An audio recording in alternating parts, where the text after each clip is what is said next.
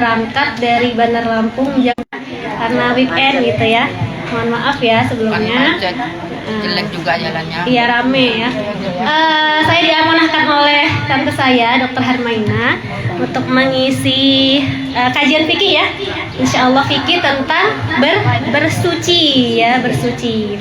Baik, sebelumnya ibu-ibu sudah pernah mendengar kata fikih kan? Apa itu fikih, ibu-ibu? Apa?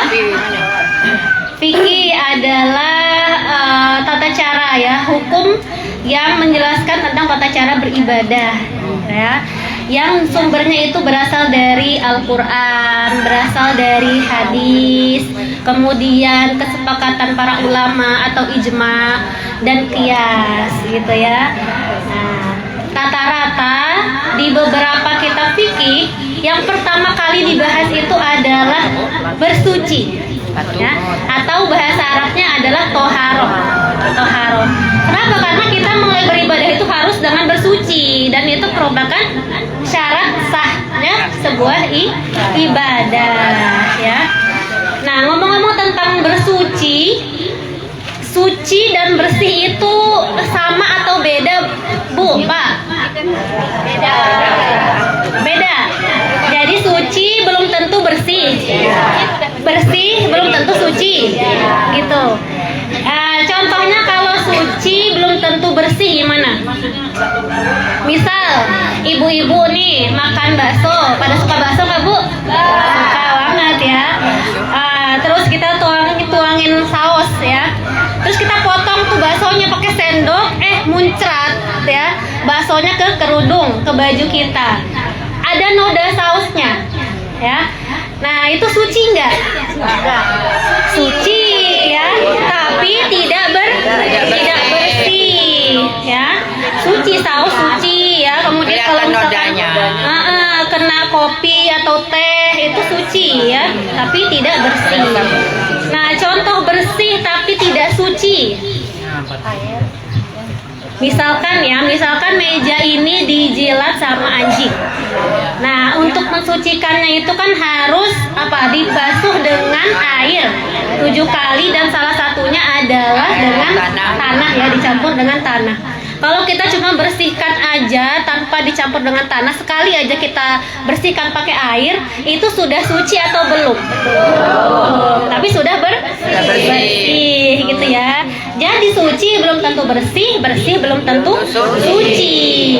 Nah, toharo ini atau bersuci ini ya, tujuannya adalah untuk mengangkat hadas. Ya, untuk mengangkat hadas. Apa sih itu hadas? Pernah dengar, Bu, hadas, Bu? Apa itu hadas? Bukan hadis ya, beda lagi ya, hadas. Hadas besar. Hadas besar, hadas kecil. Kalau hadas kecil itu yang mewajibkan kita berwudu. Hadas itu nggak kelihatan. Saya nggak tahu nih Umi ini lagi berhadas atau enggak. Yang sudah wudu ada Mi di sini? Ibu-ibu yang sudah berwudu, bapak-bapak ada yang sudah berwudu? Nah, yang sudah berwudu berarti tidak berhadas. Jadi hadas itu status hukum seseorang yang dia belum berwudu. Belum ada wudu berarti dia berhadas. Nah, hadas ini ada yang hadas kecil dan besar. Hadas kecil yang mewajibkan dia berwudu. Misalkan, mohon maaf, buang angin ya. Buang angin berarti dia sedang berhadas kecil, dan kalau mau sholat harus wudu. Atau buang air kecil ya, buang air kecil, buang air besar, kalau mau sholat dia harus berwudu. Nah, kalau hadas besar itu yang mewajibkan untuk mandi. Mandi besar. Apa aja, Bu, yang mewajibkan mandi besar? Berhubungan ya, apalagi, Bu? Haid, terus nifas, apalagi ada 6. Keluar mani ya, melahirkan, sama meninggal dunia. Tapi kalau meninggal nggak mandi sendiri ya, Bu ya, dimandiin. Nah, itu sesuatu yang mewajibkan mandi besar. Jadi dia sedang berhadas besar dan harus mandi besar gitu ya. Nah, toharoh ini perantaranya adalah dengan air ya. Air yang bagaimana sih yang boleh digunakan untuk bersuci? Yang pertama air mutlak. Ya, air mutlak itu air murni. Ya, apa aja, ada air hujan. Jadi ibu boleh berwudu pakai air hujan, ya, atau mandi besar pakai air hujan. Nah, ya, jadi air hujannya ditampung untuk berwudu. Boleh kalau lagi nggak ada air gitu ya, hujan tiba-tiba, ya. Oh belum mandi besar nih, udah mandi besar aja tuh, ya, sambil turun hujan gitu kan, mandi besar di halaman gitu kayak di film-film gitu ya. Nah itu boleh ya. Nah kemudian air apalagi, air laut. Nah, air laut juga boleh digunakan untuk bersuci. Nah ketika Rasulullah SAW dan para sahabat ya sedang berlayar gitu kan, kemudian Rasulullah ditanya oleh para sahabat, wahai Rasulullah, kami ini gak ada air, ya, airnya cukup untuk minum saja. Nah, boleh nggak kami berwudu dengan air laut? Ya, kata Rasulullah, air laut itu at-tahur, ya, ma'uhu tahur wa maitatuhu halal. Ya, kata Rasulullah, airnya itu suci dan bangkainya pun halal, ya. Jadi boleh-boleh aja kalau lagi di laut gitu kan, kamar mandinya penuh. Nah, sedangkan sudah ada waktu sholat zuhur misalkan, ibu-ibu berwudu dengan air laut. Tapi dengan catatan air lautnya itu jangan yang sudah tercampur ya. Biasanya kalau di pinggir-pinggir itu kan, di laut itu sudah bau ya, bau sampah ya, warnanya berubah. Air laut yang masih murni ya, di tengah-tengah situ yang belum tercampur. Iya, gitu ya. Setengah laut dulu ya. Kemudian air sungai, maun nahri, air sungai juga boleh digunakan untuk bersuci ya. Sungainya juga jangan yang warnanya udah kayak kopi ya, udah kayak susu coklat. Cari yang masih murni gitu kan, yang masih bau tanah gitu kan, yang mengalir. Nah itu boleh dipergunakan untuk bersuci ya. Air sumur juga boleh untuk bersuci. Kemudian mata air ya, air yang dari bawah gitu kan, kemudian memancar keluar. Nah, air zam-zam gitu ya, boleh digunakan untuk bersuci. Apalagi air es. Nah, air es salju boleh. Tapi ya kalau kuat ya Bu ya, kuat nggak berwudu dengan air es. Dengan air yang di bawah gunung aja tuh udah dingin banget ya, apalagi air es ya. Nah, saya tuh dulu mondoknya di bawah Gunung Cermai ya, mondok saya dulu, dan itu kalau mandi masya Allah airnya dingin banget ya, dan itu nggak kuat gitu ya, apalagi air es ya, air es. Jadi kalau misalkan nggak kuat ya, saking dinginnya ya, boleh untuk bertayamum saja gitu ya. Kemudian air embun. Nah, air embun boleh ya digunakan juga untuk bersuci. Nah, air mutlak ini suci mensucikan Bu. Dia suci dan boleh kita gunakan untuk bersuci juga, untuk wudu, untuk mandi ya. Tapi ada air yang dia suci tapi nggak boleh untuk berwudu. Air apa misalkan? Air kolam renang Bu. Ya, boleh nggak digunakan untuk berwudu kolam renang? Banyak yang sedekah ya Bu ya di kolam renang ya. Gitu ya Bu ya. Anget-anget gitu ya Bu. Nah, itu sudah tercampur kaporit ya, sudah banyak sedekahnya juga situ dari orang-orang ya. Ya, baunya juga udah berubah, jadi nggak boleh ya kolam renang, duduk di kolam renang. Air apa lagi? Air teh ya, kopi, sabun ya, itu tidak boleh ya, makruh untuk bersuci. Kemudian air apa lagi yang dia suci tidak mensucikan? Ada namanya air mustakmal. Ibu pernah dengar air mustakmal? Air mustakmal itu air apa Bu?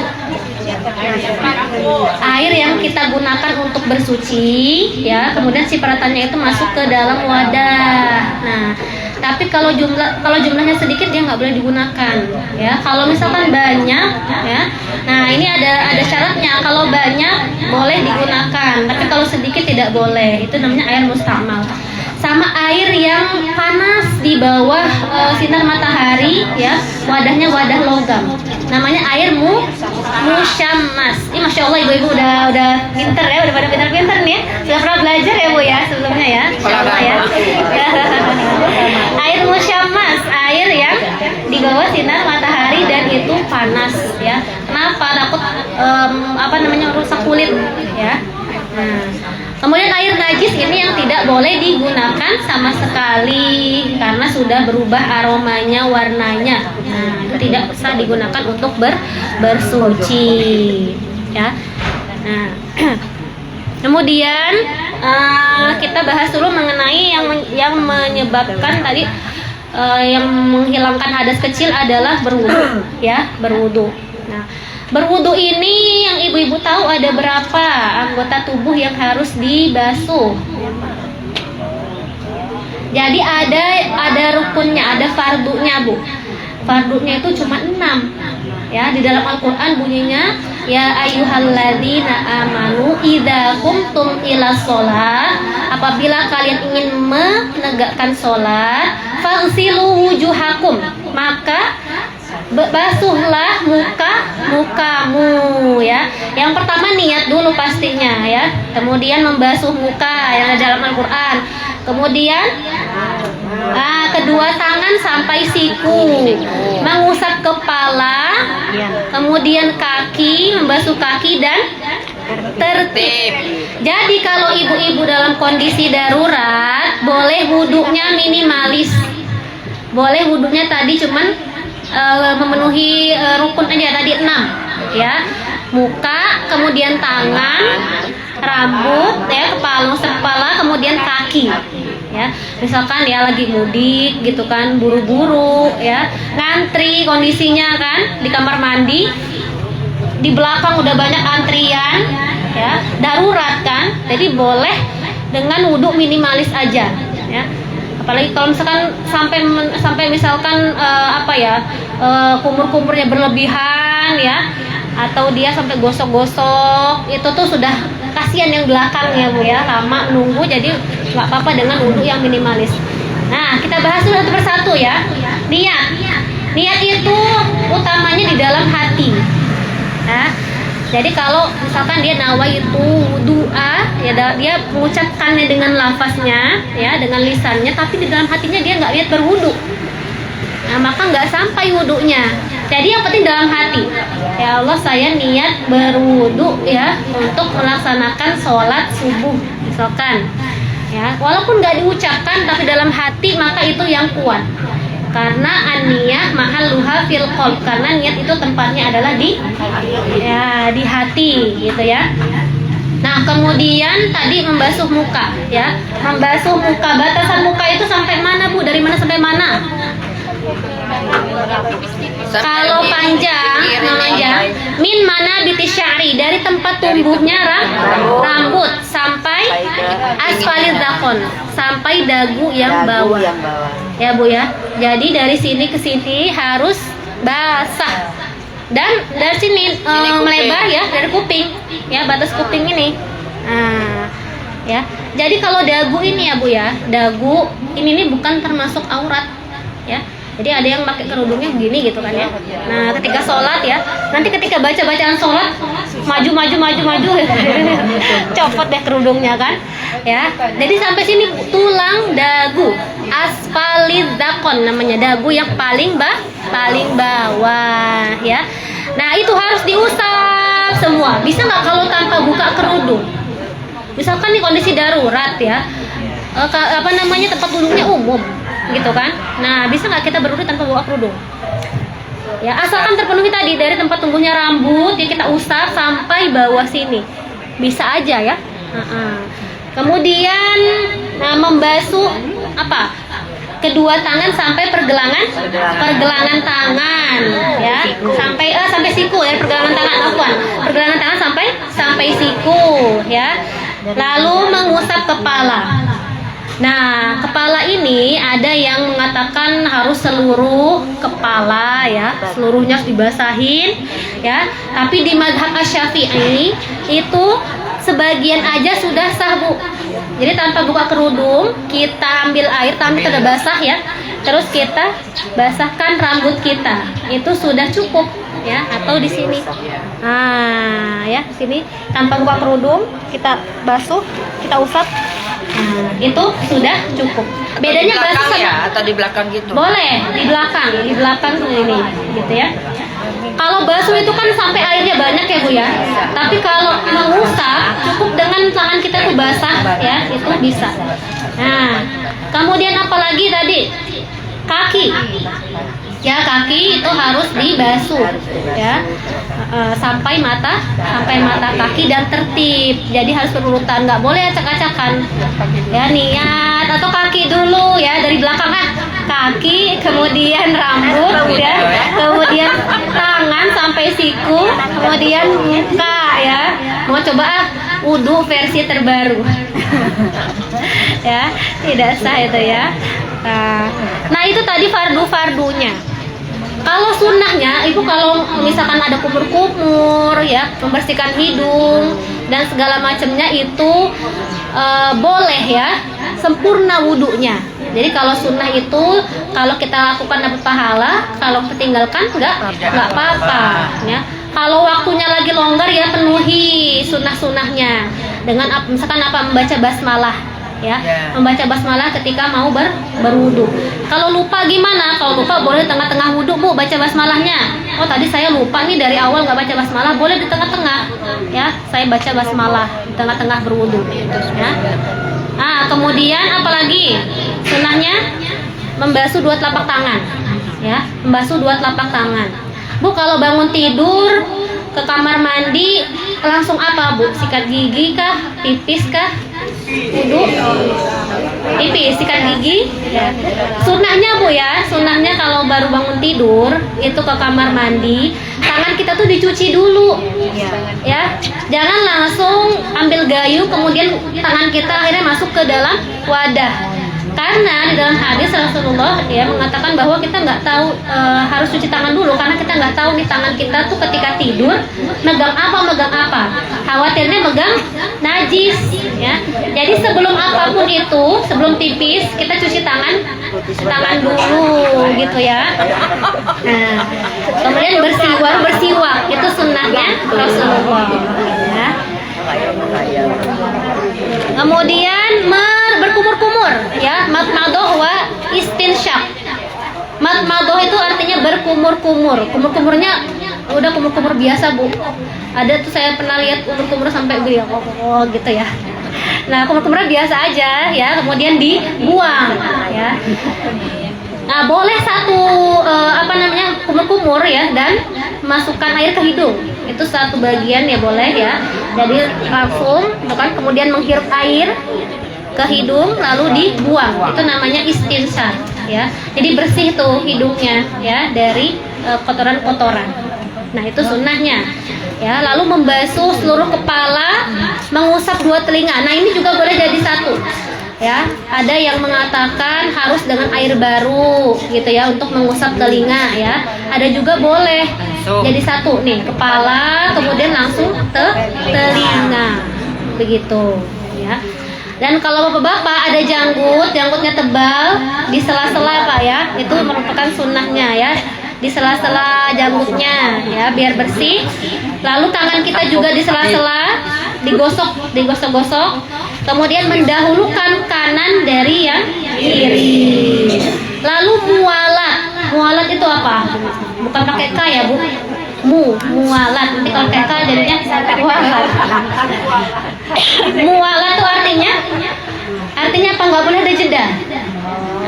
Jadi misalkan ibu-ibu ya tinggal cuci kaki, tiba-tiba ada paket gitu ya, COD, lari dulu ibu, lari dulu ya, padahal belum selesai wudhunya.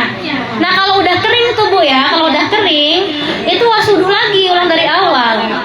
Kecuali kalau masih ada basah-basahnya lah, boleh lanjut ya untuk berwudu lagi, gitu ya. Atau biasanya di kantor-kantor ya Bu ya, ada wastafel gitu kan. Nah untuk wudhu tuh di lantai 3, males gitu ya, di wastafel di lantai 2, udahlah di wastafel aja. Padahal tulisannya gede di situ, tidak boleh menaikkan kaki gitu ya. Ada petugasnya tuh, liatin ya. Nah terus kita apa wudhu di situ, aduh ada petugasnya nih, kalau nggak ada petugasnya saya cuci kaki di sini gitu kan. Akhirnya kalau diliatin dia naik ke atas kan, tinggal cuci kaki tuh. Nah tadi kalau misalkan masih basah boleh lanjut aja ya, boleh lanjut cuci kaki.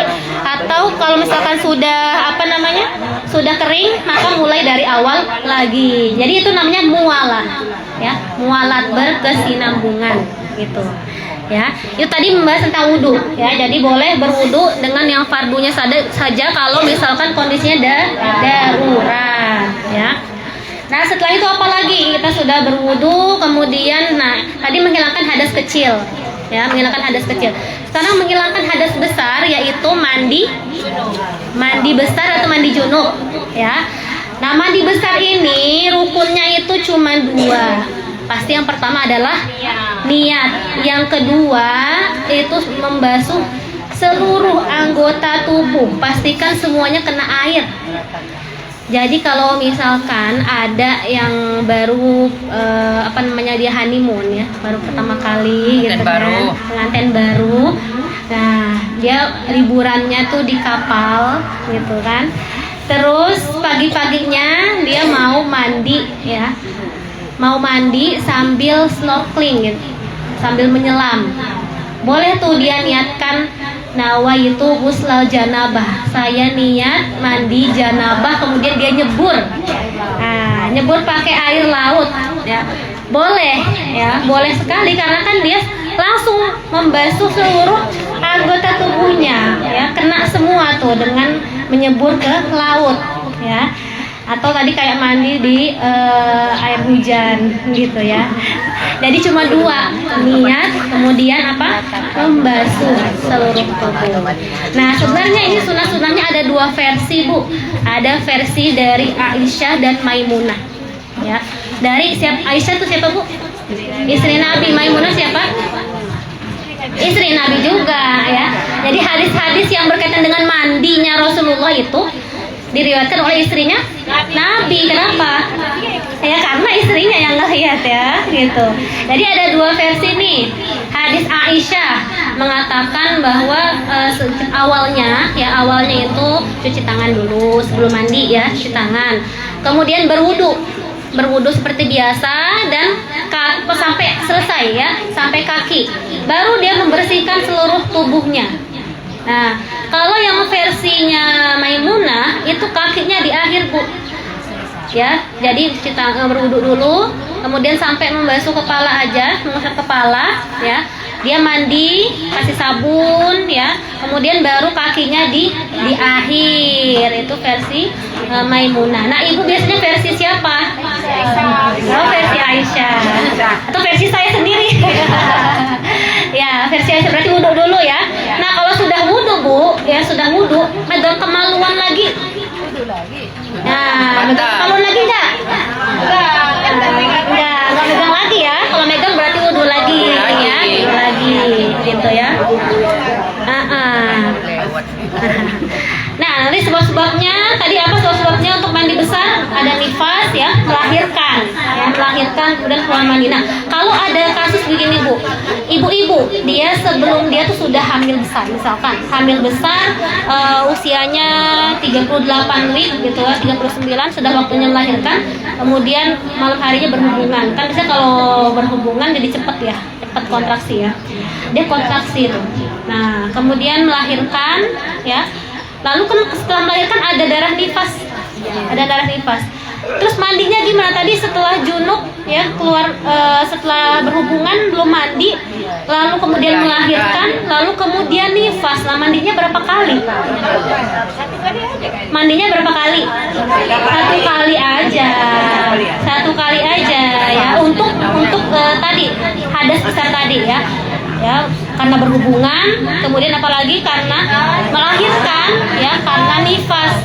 Kalau dia melahirkan nggak keluar darah nifas, ya mandi juga Ada ya Bu, ada yang dia nifasnya cuman sebentar ya, atau bahkan nggak keluar darah nifas, itu ada ya. Nah, darah nifas ini kalau misalkan keluarnya itu setelah 2 minggu melahirkan, itu bukan disebut darah nifas ya. Jadi ketika melahirkan ya nggak keluar darah, baru dua minggu kemudian, nah 2 minggu kemudian ada yang enggak, 2 minggu kemudian baru keluar Bu. Nah 2 minggu kemudian baru keluar, nah itu tidak disebut darah nifas tapi darah haid. Ya Umi lagi gitu ya. Tanya mbaknya. Tanya mbaknya. Mana Abi? Tanya mbaknya. Tanya mbaknya. Mana Abi? Bawa Abi ya. Nah begitu ya. Jadi cukup mandi satu kali saja. Tadi sudah mandi, berwudu, membaca basmalah ya, berwudu, kemudian memastikan sampainya air ke bagian lipatan. Nah kalau berenang atau nyebur ke laut ya itu sudah pasti basah ya, lipatan-lipatan ya Bu ya. Nah kalau di shower ya harus digosok-gosok gitu ya, selangkangan, ketiak gitu ya. Kemudian tertib ya, tertib sama seperti wudu tadi. Gimana kalau misalkan tidak ada air?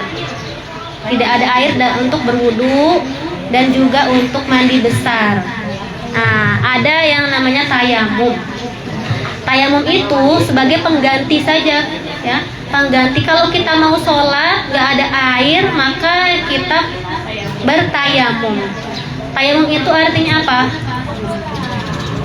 Membersihkan ya anggota yang khusus dengan tanah atau debu. Boleh nggak Bu dengan pasir?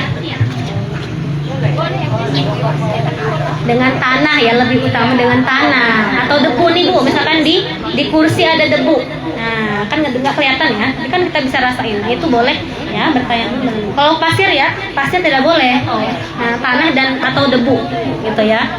Dan itu kalau misalkan nggak ada air, kita sudah berusaha tapi ternyata nggak nemu air, baru kita boleh tayamum. Jadi ikhtiar dulu kita Bu ya, ikhtiar dulu untuk mencari air itu. Nah ya, apa saja sih fardu-fardunya atau kewajiban yang membuat tayamum itu menjadi sah? Apa aja? Adanya debu ya, kemudian ya basuh muka ya, muka dan tangan saja Bu. Pastinya niat mengusap wajah, mengusap tangan, kemudian tertib ya. Nah tapi tadi kalau misalkan ketemu air, kita sudah tayamum ya, di tengah sholat ada air, gimana tuh? Jadi kita harus mengulang sholatnya. Begitu juga di perjalanan. Di perjalanan enak kalau di bisnya ada toilet ya. Tapi kalau nggak ada toilet, kita biasanya bawa air minum kan Bu. Nah itu ada air Bu, jadi bisa digunakan untuk berwudu selama masih ada air. Nah kalau enggak, ketika di perjalanan ibu-ibu bawa botol spray yang semprot-semprot, nah itu bisa untuk berwudu ya. Intinya selama masih ada air nggak boleh tayamum gitu ya. Di perjalanan begitu juga. Dan kalau sudah sampai nanti itu harus mengulang sholatnya, karena sholatnya apa? Ketika di kendaraan menghadap kiblat nggak? Tidak menghadap kiblat ya. Jadi lebih afdol nanti diulang lagi ketika sampai di tujuan gitu ya. Nah, kita membahas sekarang tentang najis ya. Tadi kan menghilangkan hadas ya, bersuci untuk menghilangkan hadas. Tadi hadas kecil, hadas besar. Kemudian untuk menghilangkan najis. Bedanya hadas dengan najis apa Bu? Apa bedanya hadas dengan najis? Tadi hadas kan status hukum ya, nggak tahu ya, saya nggak bisa tahu nih ya ibu-ibu berhadas atau enggak ya. Pokoknya kalau yang berwudu mah sudah berarti sudah hilang hadasnya. Kalau najis sama najis itu yang kelihatan, Ini ada ya. nggak kelihatan. Najis itu yang kelihatan dan dibersihkannya dengan cara apa? Dicuci, dihilangkan ya. Ada macam-macam caranya. Misalkan air kencing, ya. Seorang yang dia pipis gitu ya. Nah, air kencingnya itu najis ya, dan dia status hukumnya berhadas gitu ya. Nah, najis ini ada yang najis ringan, ada najis yang sedang, ada najis yang berat. Najis ringan contohnya apa, Bu? Nah, ya, ada kencing bayi laki-laki ya di bawah 2 tahun ya. Dengan apa cara membersihkannya? Cuma diciprat aja ya. Dan ini belum mendapat makanan kecuali ASI. Jadi walaupun misalkan kita cuman mencipratnya aja, tapi najisnya itu tapi masih masih kelihatan ya. Tapi kita sudah nyipratin, itu berarti sudah suci, Bu. Ya, sudah suci. Karena itu ritualnya, ya, ritual untuk membersihkannya. Kalau anak perempuan beda ya. Anak perempuan harus dicuci gitu. Itu najis yang paling ringan ya. Najis yang sedang apa? Darah ya. Darah, Bu. Kalau darah yang ada darah nyamuk gimana? Lagi sholat ya, kemudian ada nyamuk nempel, kita refleks mukul tuh, ada darahnya ya. Darahnya berarti najis nggak itu? Nah, darah yang mengalir, Bu, yang najis. Darah yang mengalir, misalkan kita giginya berdarah, darahnya mengalir. Nah, itu ketika sedang sholat itu berarti kita ada najisnya ya. Tapi kalau misalkan darahnya dari nyamuk atau misalkan jerawat ya, nggak sadar kita kopek-kopek dan keluar darah, itu darahnya sedikit, itu dimaafkan ya. Darah yang banyak keluarnya ya, yang mengucur. Maka ketika haid atau nifas itu darahnya najis ya. Kemudian apalagi kencing ya, itu juga najis yang sedang ya. Kotoran manusia ya. Lalu ada istilahnya namanya mazi dan wadi. Ibu pernah dengar nggak mazi dan wadi? Kalau mani kan tahu ya, mani itu yang membuat mandi besar ya. Mazi dan wadi, Bu. Kalau wadi itu kayak contohnya keputihan ya. Kalau capek gitu kan keluar keputihan. Nah, keputihan ini hukumnya gimana? Kalau kita keluar keputihan gimana? Nah, kalau mau sholat lebih baik diganti celananya. Jadi sholat misalkan di kantor gitu ya, di kantor nggak bawa celana dalam ya. Sedangkan dia harus sholat. Nah, maka dia harus bersihkan dulu. Kalau pakai panty liner tinggal dibuang panty linernya. Tapi kalau misalkan nggak bawa celana lagi, ya sudah dilepas, lalu dia sholat nggak pakai celana gitu ya. Atau dia cuci dulu dipakai lagi basah ya. Yang penting hilangkan dulu tuh ya, hilangkan dulu. Kalau najisnya segini ya, Bu, putihannya segini, itu berarti dia tidak sah sholatnya ya, Bu ya. Tapi kalau sedikit misalkan ukurannya sepuku jari kelingking ini ya, itu masih dimaafkan. Nah, itu namanya wadi ya, wadi. Kalau mazi gimana mazi? Mazi itu cairan yang keluar ya, cairan bening keluar ketika membayangkan sesuatu yang menggugah syahwat gitu ya. Nah, biasanya sebelum berhubungan tuh keluar mazi. Nah, ini juga harus dibersihkan ya, dibersihkan. Jadi dia cukup dengan dibersihkan atau berwudu ya, itu cara membersihkannya. Kemudian apalagi mutawasitoh, najis yang sedang, itu ada muntah. Nah, muntah itu juga najis sedang. Kemudian kotoran hewan ya. Najis yang berat apa? Anjing sama babi. Kenapa? Ilatnya apa? Alasannya apa? Kenapa babi ini menjadi najis? Anjing juga itu sudah dari Allah ya, Bu ya. Di dalam Al-Quran ya, bahwa anjing dan babi itu termasuk najis. Bukan karena babi itu katanya banyak apanya, Bu? Cacing pitanya. Dari segi kesehatan ya. Itu karena memang sudah dari Allah ya, diperintahkan untuk menjauhi ya babi dan anjing. Dan membersihkannya itu paling ribet ya, tadi dengan membasuh 7 kali ya, dan salah satunya dengan tanah. Jadi tanah ya kita campur ke air terus kita basuh gitu. Itu yang dinamakan najis yang berat ya, gitu ya. Nah, itu membahas tentang najis.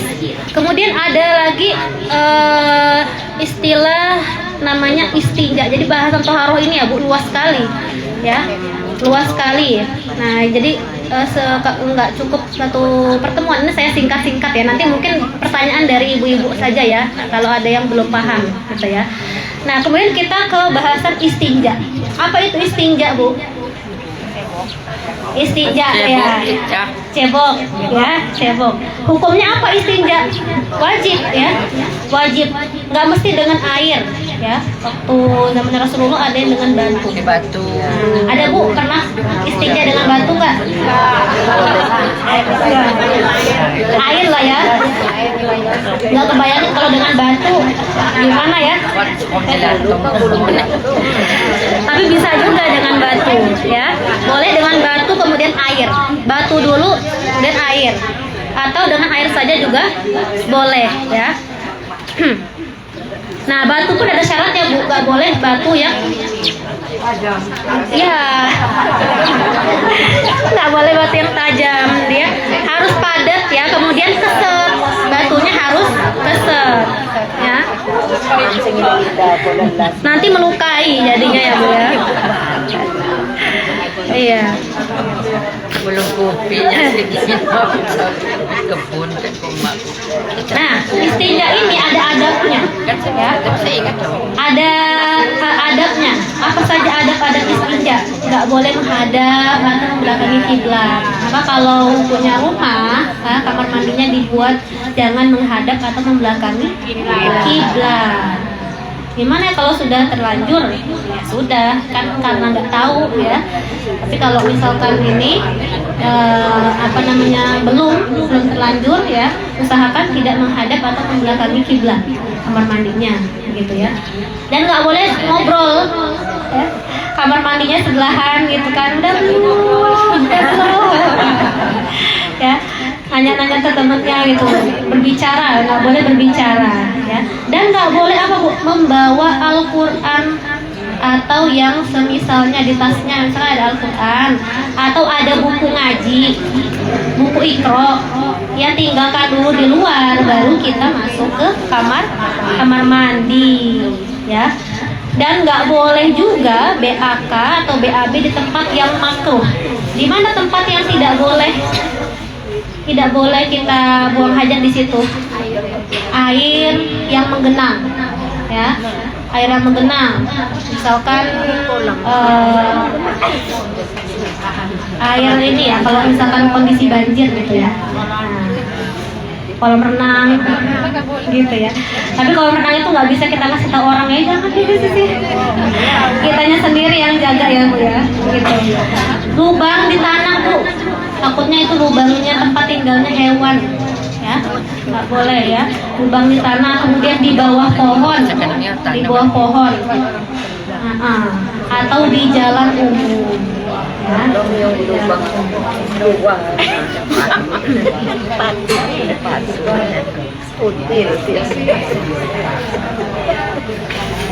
Tadi tentang istinja ya. Kemudian kita ke bagaimana kondisi berwudunya orang atau bersucinya orang yang luka ya, yang dia memakai jabiroh. Itu bahasa Arabnya gips adalah jabiroh ya. Dia harus dibersihkan ya Bu ya kalau kena anggota wudunya. Nah, misalkan nih tangannya itu patah atau ada lukanya gitu ya, di gips ya. Kalau misalkan tangannya itu di gipsnya terkena bagian yang sehat, maka bagian yang sehatnya harus dibasuh ya. Dan bagian yang sakitnya itu tayamum ya. Nah, tapi kalau misalkan yang terkena cuman bagian yang sakit, yang di gipsnya cuman bagian yang sakit, maka tidak perlu dibasuh, tapi cukup diusap saja gitu ya. Ini saya jadi ingat korban-korban kecelakaan kereta ya. Mereka yang Masya Allah ya, kita doakan semoga dapat pahala, yang meninggal husnul khotimah. Itu pada Allah ada bibi saya, Bu. Ada bibi. Nah, di Bandung. Di antara 16 orang itu ada bibi saya. Bibi dari bapak. Di mana itu? Adik dari ayah. Kemarin di korban kecelakaan kereta. Di Bogor, di Bandung. Mau dari pulang kampung, dari Boyolali, ya, kan naiknya dari Pasar Senen tuh. Pasar Senen mau ke rumahnya di Tambun. Nah itu meninggalnya di tempat ya, jadi dibawa ke rumah sakit Polri, gitu. Ya, tadi ya. Saya masih ingat terus nih karena belum lama ya Bu. Qadarullah ya qadarullah masyafa'al ya, apa yang Allah sudah takdirkan ya Allah berkehendak gitu ya. Ya semoga kita doakan husnul khotimah yang amin ya. Nah itu tadi ya, kalau misalkan memakai jabiroh ya, berarti kan nggak sempurna bersucinya.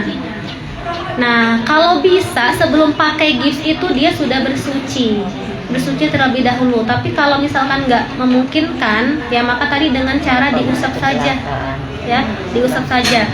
Dan kalau sudah hilang sakitnya, dia harus mengulang sholatnya karena wudhunya tuh nggak sempurna, cuman untuk menghormati waktu sholat saja gitu ya.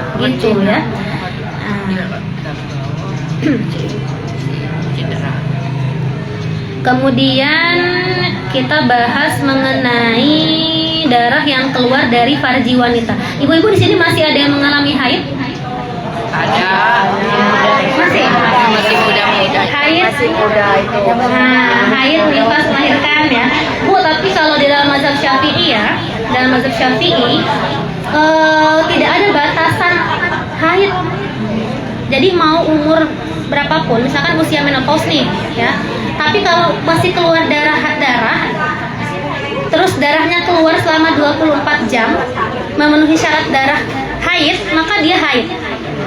Ya, jadi kalau ibu-ibu yang sudah menopause terus tiba-tiba ada flek, kalau fleknya terus keluar selama 24 jam atau sehari semalam, oh berarti itu masih tergolong haid. Jadi mazhab Asy-Syafi'i ya.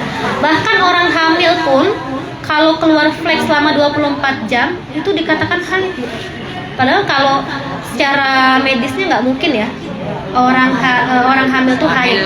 Nah, di dalam mazhab Syafi'i seperti itu. Bisa dikatakan haid itu dia hamil kalau 24 jam darahnya keluar ya. Jadi darah yang keluar dari kemaluan wanita tuh ada 3, yaitu haid, kemudian nifas, kemudian istihadah. Pernah Bu keluar darah di luar waktu haid? Jadi biasanya haidnya itu 7 hari. Kok ini 20 hari ada Bu? Pernah keluar? Nah, berarti bukan haid Bu itu. Penyakit. Darah penyakit. Nah, dan kalau darah penyakit tetap harus sholat ya, tetap harus sholat. Loh gimana ya kalau nggak tahu darah haid apa darah penyakit? Nah, itu sebenarnya ada pembahasan tersendiri gimana cara membedakan darah haid dan darah, namanya darah istihadah. Darah istihadah ya. Kalau darah haid intinya keluarnya itu maksimal 15 hari. 15 hari. Kalau lebih dari 15 hari, oh berarti darahnya itu udah tercampur darah penyakit. Dan darah haid itu kalau misalkan keluarnya kurang dari 24 jam, nggak bisa dikatakan darah haid, darah penyakit juga. Gitu ya. Misalkan flek terus. Setiap hari keluar cuma 2 jam, besoknya 2 jam, besoknya 2 jam, terus berhenti. Berarti cuma 6 jam dia keluar totalnya, ya. Nah, berarti saya nggak haid dong, padahal udah ninggalin sholat, gitu kan? Berarti sholatnya harus diganti, ya, harus diganti yang seperti itu. Nah, makanya ini ada bahasan khusus ya mengenai haid, nifas dan istihadah, gitu. Karena berkaitan dengan apa? Dengan ibadah kita. Kalau misalkan istihadah berarti dia harus sholat. Kalau puasa berarti dia harus puasa, begitu ya.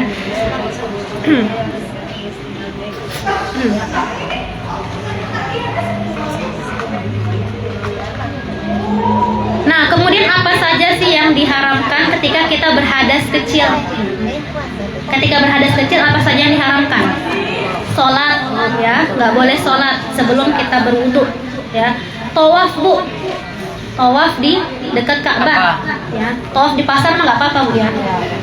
Senang ya Bu tawaf di pasar ya Bu? Tawaf di mall ya. Nah, kemudian menyentuh mushaf. Jadi kalau memegang Quran tidak dalam kondisi berwudu, ya itu tidak diperbolehkan. Kalau bisa berwudu dulu baru megang Al-Quran, megang mushaf, ya, dan membawanya juga, ya. Karena ada di dalam Al-Quran la yamassuhu illal mutahharun. Tidaklah diperbolehkan memegang mushaf kecuali dia dalam kondisi bersuci, begitu ya. Kalau berhadas besar apa yang dilarang? Berdiam diri di masjid. Nah, jadi kalau dalam kondisi junub ya tidak boleh ke masjid, atau lagi haid ya, kemudian nifas ya, itu tidak diperbolehkan ke masjid ya. Nah, memang ada beberapa yang mengatakan kalau misalkan untuk kajian gimana? Nah, untuk kajian dia harus hadir di masjid. Ya, ada perbedaan pendapat Bu. Cuman kalau yang saya pilih itu lebih baik tidak ke masjid ketika haid. Ya. Dan kalaupun misalkan mau ngaji ya pegang Al-Qur'annya pakai sarung tangan. Ya. Kalau mengambil pendapat masih diperbolehkan ngaji ketika haid ya atau nifas. Kayaknya kalau saya haid itu lama banget. Kalau nggak pegang Quran itu kok kayaknya terlalu lama ya, 2 minggu haidnya, jadi kayaknya nggak enak gitu hatinya. Jadi saya pengen ngaji itu gimana? Nah, kalau mazhab Syafi'i sendiri melarang ya Bu ya. Ya dilarang itu mengucapkannya. Kalau dalam hati nggak apa-apa ngajinya Bu. Tapi kalau diucapkan secara lisan ya, Bismillahirrahmanirrahim, Qul huwallahu ahad.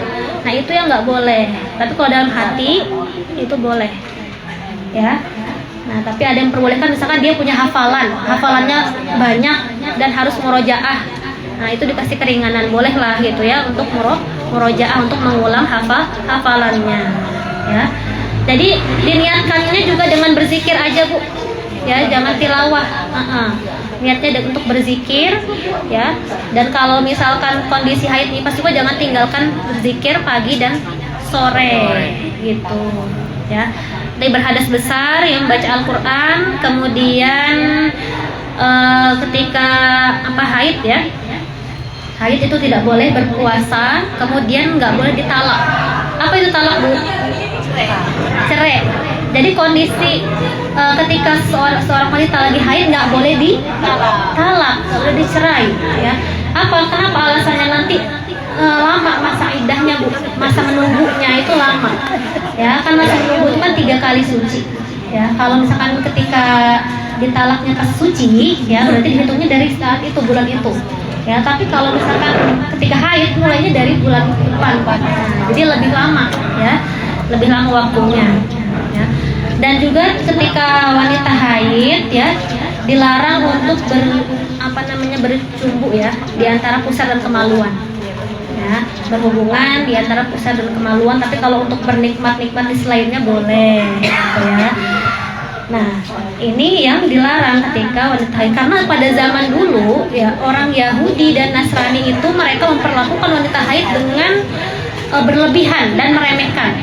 Kalau orang Yahudi mereka nggak mau deket-deket sama istrinya kalau sedang haid. Udah pergi sana ya, pergi dulu sana, diasingkan dulu, kamu tuh lagi kotor. Padahal Rasulullah sama Aisyah satu tempat makan bareng ya, saling suap-suapan, minum gelasnya juga sama, sedangkan Rasulullah Aisyah lagi haid ya. Bahkan Rasulullah tidur di pangkuan Aisyah. Makanya Islam tuh datang untuk meluruskan itu semua. Nggak apa-apa istri kamu tuh haid, kamu bisa bersama dengannya ya, menikmatinya, nggak apa-apa gitu. Sedangkan orang Nasrani orang Nasrani malah berhubungan dengan istrinya yang haid gitu ya. Nah, kemudian datanglah perintah bahwa kalau sedang haid nggak boleh ya disetubuhi di antara pusar dan kemaluan gitu ya Bu ya. Mungkin sampai sini ya materinya. Mungkin kita banyak kepertanyaan dari ibu-ibu saja ya. Boleh silakan kalau ada ibu-ibu yang mau bertanya. Saya Ya, boleh. Ini nggak ada moderatornya ya? iya ada motor. Tadi ada dibuka. Oh iya. Ini dulu Pak, ini dulu. Apa ya bedanya? Tadi itu dijelaskan air kencing anak laki-laki dan anak perempuan. Saya pikir itu kan kencing semua itu. Ya. Apa bedanya? Apa bedanya gitu ya? Iya. Nya harus duduk dulu. Juga. Itu aja pertanyaannya? Iya. Tadi kan nggak disebutkan yang perempuannya sama Baik. laki-laki aja.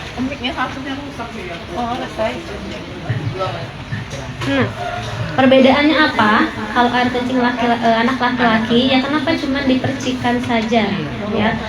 Nah itu ada hadisnya ya Bu ya, bahwasanya pada saat itu Rasulullah ya membersihkan air kencing itu dengan dipercikan. Jadi ibadah itu ada yang kita tidak bisa gunakan dengan logika, gitu. Ya biar emang udah perintahnya dari Rasulullah dicontohkan begitu. Sama seperti halnya dengan jilatan anjing dan babi itu ya. Kenapa kok harus 7 kali? Nah itu tidak bisa dijelaskan kenapa, karena ada dalilnya. Dalilnya tadi. Jadi yang perempuan kencing anak perempuan itu anak bayi. Kalau kencing anak perempuan dicuci gitu ya, dicuci. Kalau kencing anak laki-laki gitu ya, dia cukup dibersihkan. Walaupun belum apa ya, kok kayaknya saya masih kurang tenang gitu ya. Cuma dibersihkan aja. Tapi disitulah perintahnya. Ya. Perintahnya Rasulullah udah bersih, cukup dibersihkan aja. Hilang najisnya, gitu ya. Hilang najisnya. Jadi jadi bagaimana kita bisa menerima apa yang sudah diperintahkan gitu ya di dalam hadis dan juga di dalam Al-Qur'an gitu ya. Ada lagi yang mau ditanyakan? Boleh Bapak? Assalamualaikum warahmatullahi wabarakatuh.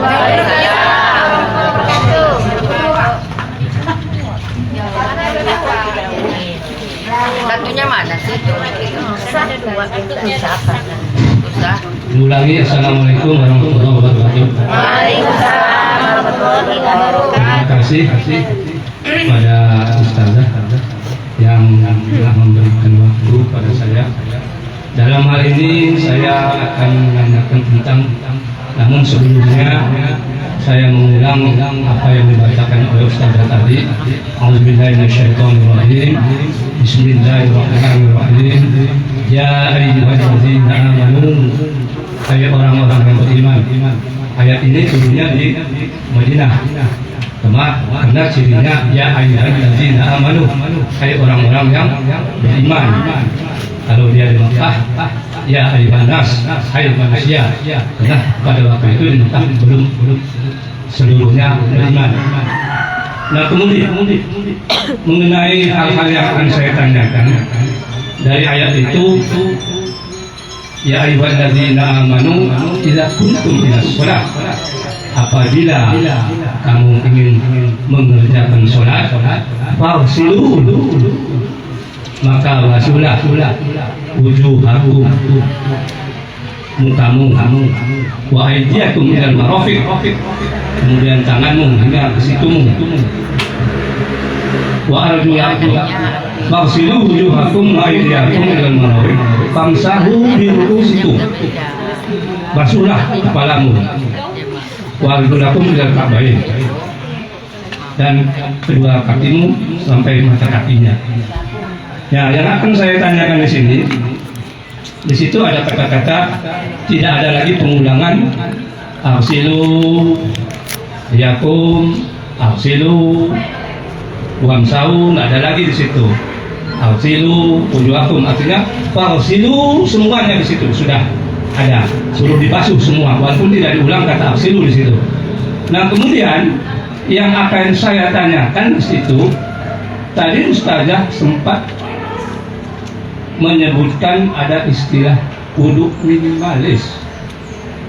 Artinya kalau darurat, bolehkah kalau dia darurat boleh kita tidak membasuh telinga, karena di sana tidak tersebut kata-kata silu uzunain, tidak ada dua telinga yang harus dibasuh.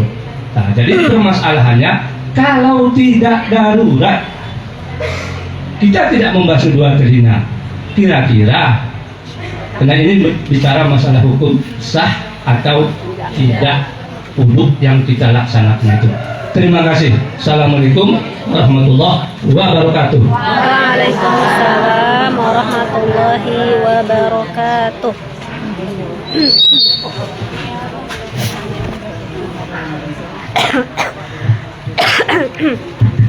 Baik, terima kasih Bapak atas pertanyaannya. Ya, tadi di ayat tersebut ya sudah disebutkan oleh Bapaknya bahwasanya di ayat tersebut diperintahkan untuk mencuci muka ya, faghsilu wujuhakum wa aydiyakum ilal marafiq ya, dan tangan sampai siku, wamsahu bi ru'usikum wa arjulakum ilal ka'bain. Nah, dari ayat ini kita bisa mengambil hukumnya bahwa berwudu itu fardunya ya atau rukunnya yang membuat sah itu yang tertulis di dalam Al-Qur'an tadi. Ya, selain niat pasti ya Bu ya. Niat itu di dalam sebuah ibadah itu pasti dibutuhkan niat, dan niatnya yang lebih utama itu di dalam hati ya. Sama yang berurutan juga, berurutan tadi tertib. Nah, jadi fardunya wudu ya itu 4 anggota badan tadi ya, dan yang lain itu termasuk sunnahnya. Jadi kalau kita melakukan kumur-kumur ya, kemudian mencuci hidung ya, lalu membasuh kedua telinga, itu wudu yang sempurna, wudu yang masya Allah dialah pahalanya dapat yang wajib dan pahala sunnah ya.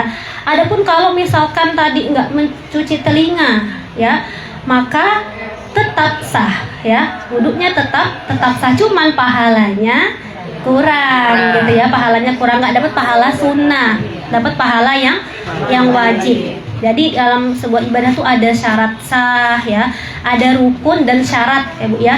Rukun tuh apa Bu? Rukun itu yang harus dipenuhi. Kalau nggak ada rukun tuh ibadahnya nggak sah ya. Misalkan sholat membaca Al-Fatihah ya Bu ya. Kalau sholatnya nggak baca Al-Fatihah, nah itu termasuk rukun, jadi harus dipenuhi ya.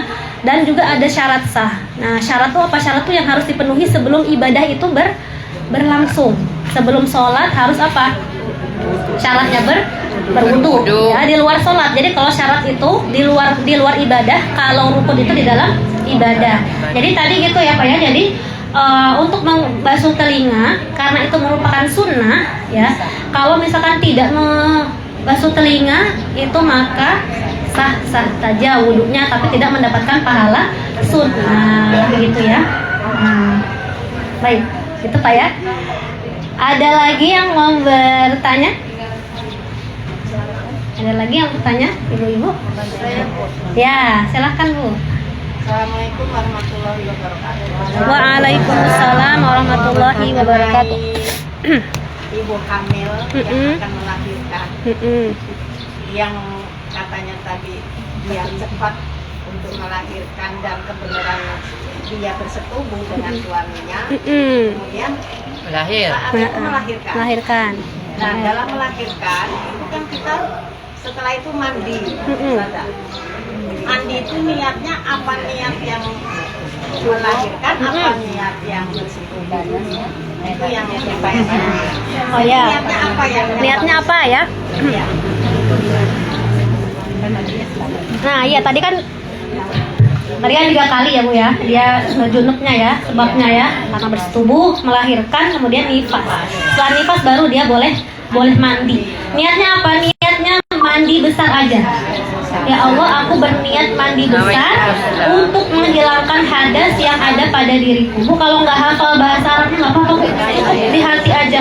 Ya Allah, saya niat. Atau ibu misalkan nanti mau niat mandi besar deh. Ya, untuk niat mandi besar, udah gitu aja itu udah sah. Gitu, jadi memang nggak perlu harus hafal bahasa Arabnya. Tapi kalau dilafazkan itu tuh untuk memperkuat aja. Ya, biasanya saya udah hafal pakai bahasa Arab gitu, biasanya dilafazkan. boleh, itu justru lebih bagus ya, lebih bagus karena menguaskan apa yang ada di dalam hati. Tapi yang penting mah di dalam hatinya aja, gitu ya Bu ya. Jadi niatnya cukup untuk mandi besar, menghilangkan hadas besar, gitu aja. Itu ya Bu ya. Ada lagi Bu yang ditanyakan? Kalau Bapak ada yang mau ditanyakan?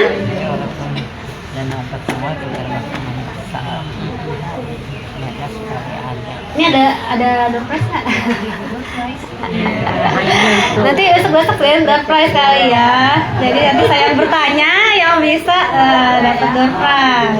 Gitu. Oh besok lagi. Belum persiapan ya Bu ya. Ada lagi Bu yang bertanya? Oh ya Bapak silakan.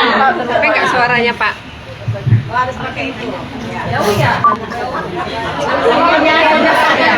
berdiri aja.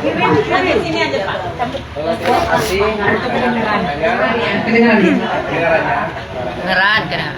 Saya mau bertanya tentang pengganti wudhu bertayamum.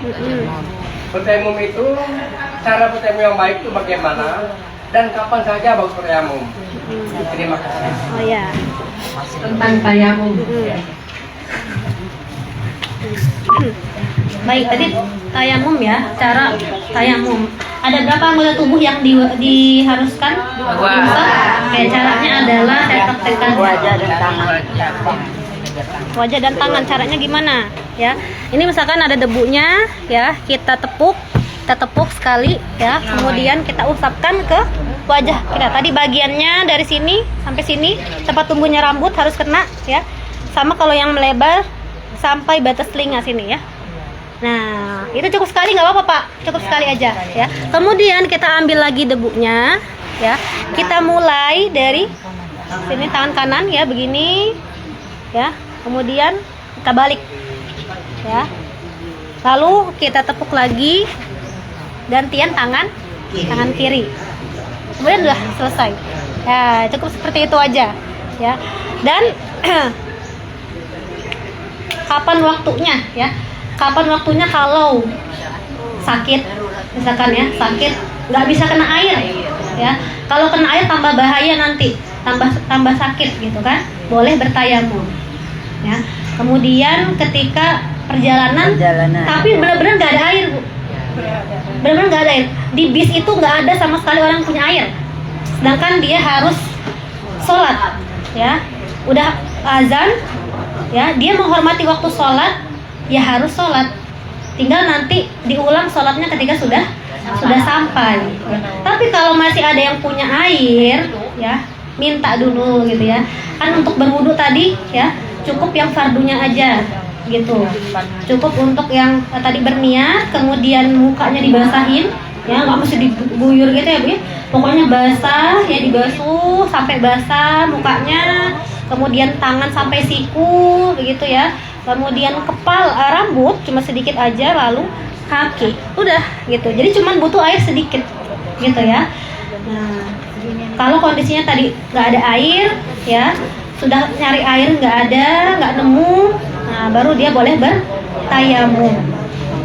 Kalau misalkan nanti ada air di tengah-tengah ibadah, atau misalkan sudah sholat masih ada waktu, ya sebelum masuk waktu sholat yang lain itu masih ada sisa waktu. Nah maka boleh, ya dia mengulang sholatnya lagi, ya karena belum selesai tuh, ya kan? Belum selesai waktu sholatnya sudah ada air atau hujan, gitu ya. Nah maka diganti sholat yang tadi, begitu ya. Jadi cuma pengganti untuk menghormati waktu sholat saja, gitu ya Pak ya? Ya, gitu. Niatnya di dalam hati nawaitut tayammum listibahati sholat.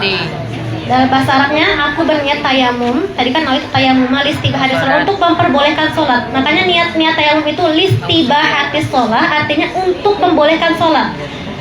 Tayamum itu untuk membolehkan kita sholat, bukan sebagai ganti wudhu gitu ya. Nah, jadi darurat aja gitu. Ketika darurat maka harus tayamum. Jadi niatnya saya tayamum untuk diperbolehkannya sholat gitu ya Pak ya. Ya, tapi ada mazhab yang ini Bu, mazhab Hanafi. Pokoknya boleh dia pengganti wudhu, jadi nggak perlu lagi ulang sholatnya. Tapi itu satu mazhab aja, sedangkan mazhab yang lain itu sepakat itu tayamum itu untuk memperbolehkan sholat aja ya. Kalau waktu sholatnya udah nggak ada? Nah, waktu sholatnya sudah nggak ada, berarti dia qadha. Dia harus mengganti sholatnya yang tadi ya, dikerjakan ketika bersucinya dengan tayamum gitu, harus qadha ya. Jadi di dalam fikih itu ada yang tahu berapa mazhab? Ada 4 ya Bu ya, ada 4. Kebanyakan di Indonesia ini pakai mazhab apa ya Bu? Syafi'i ya Bu ya, Syafi'i. Ada juga yang mazhab Hambali ya. Dan yang kita bahas ini tadi Syafi'i ya, mazhab Syafi'i. Bukan Syafi'i ya Bu, bukan Syafi'i. Memang Asy-Syafi'i. Asy-Syafi'i. Mazhab Syafi'i ya, yang pertama ya Bu itu ada Hanafi, Maliki, Syafi'i, Hambali itu yang paling terakhir ya. Hambali itu paling dia di akhir gitu ya, setelah Syafi'i. Hanafi.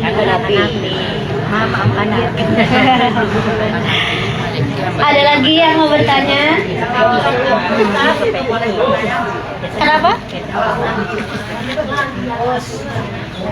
Udah dekat kok. Kalau sedang diinfus boleh bertayamum. Baik. Kalau sedang diinfus, yang diinfus kan ini ya pergelangan ya.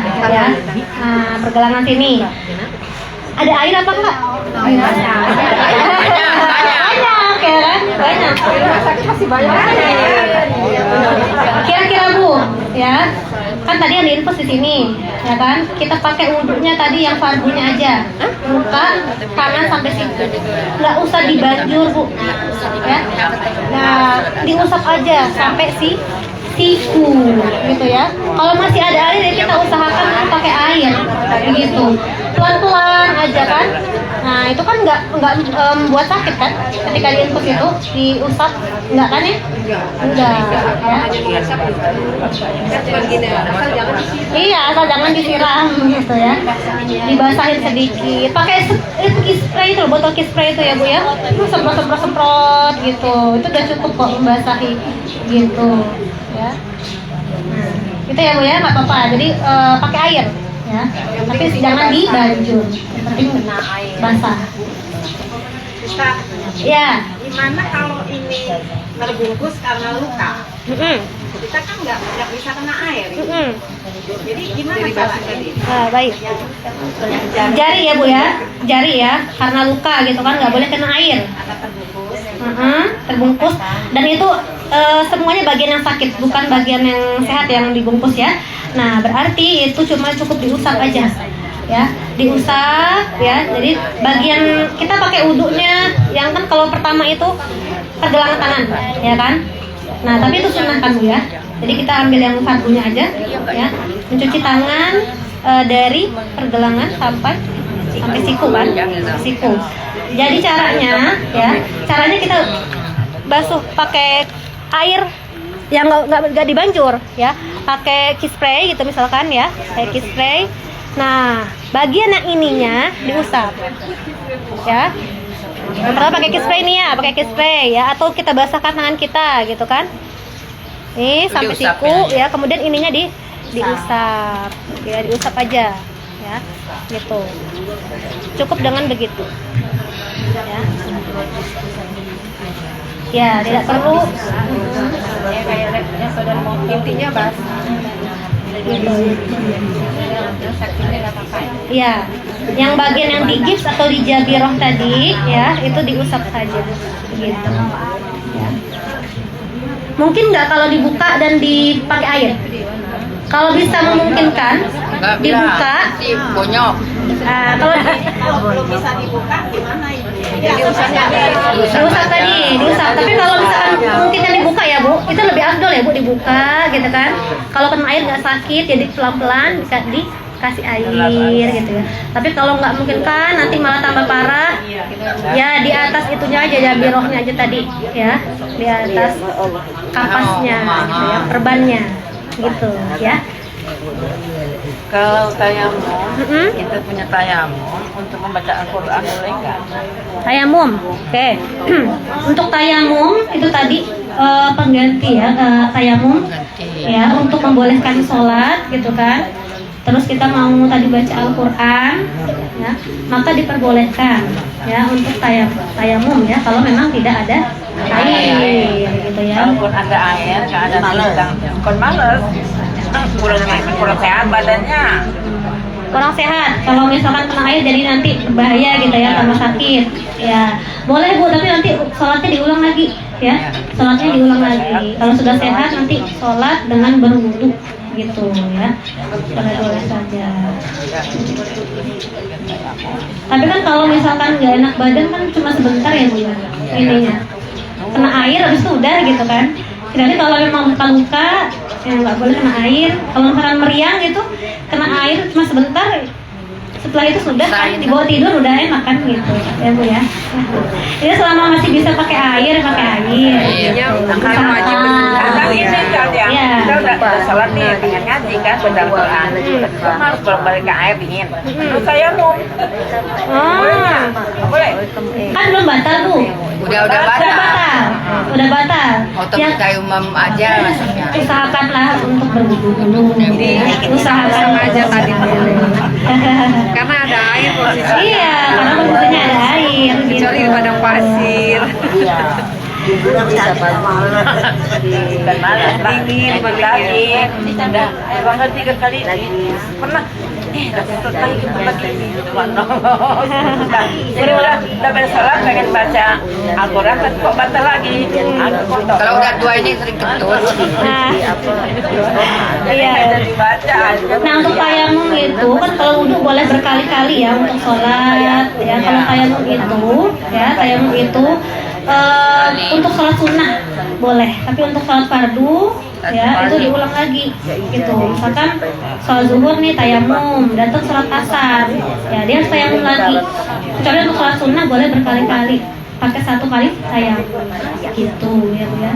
Kalau di pesawat itu kan langsung di jamak apa beda-beda kan kita tayamumnya lohor sama asarnya kan langsung waktu yang sama. Di pesawat itu ada kamar mandi kan Bu, ada air? Ada tapi kebanyakan itu disuruhnya di situ lah. Nah ini ya Bu, kalau di perjalanan disiapkan botol pesawat. berisi air itu ya, mau di pesawat Botol aqua ya. ya, mau di pesawat, di kereta ya, di kendaraan umum siapkan. Oh saya mau perjalanan, jangan lupa siapkan botol kiss spray. Botol spray ya. Gitu. Tapi tetap Bu nanti di akhir diulang lagi sholatnya. Kenapa? Karena kan nggak ada kiblat, nggak sempurna kan? Nah, gitu ya. Oh iya, nggak tahu. Gitu ya Bu ya. Ada lagi yang mau ditanyakan? Kalau ada.